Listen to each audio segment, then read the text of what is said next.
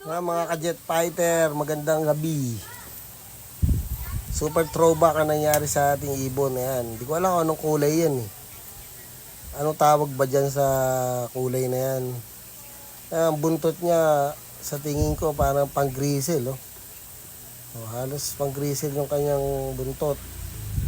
Pero yung katawan niya, ngayon nagsasama-sama batik na hindi malaman na hindi tapos na checkered, na grisel na. Basta kaiba yung kulay niya. Ano pong kulay nito mga ka-jet fighter? Lagay nila. Kaya po, RUFC po ang club niyan, pang norte.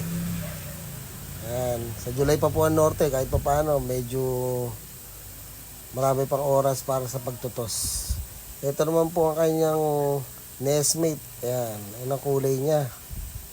Ayan, ganun din, puti, na parang pa-checkered na konti na hindi tapos, ganun.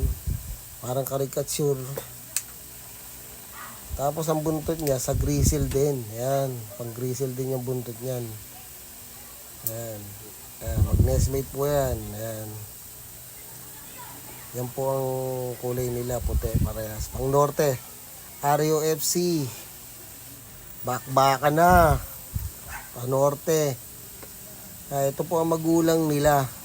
Ayan, so kaya super throwback. Kaya tatay niya Basra, checkered na white feather. Ito naman ang nanay, checkered din, na triple banded yan ng PHA MacArthur, pang south. Ayan, yan ang tatay niya. Okay.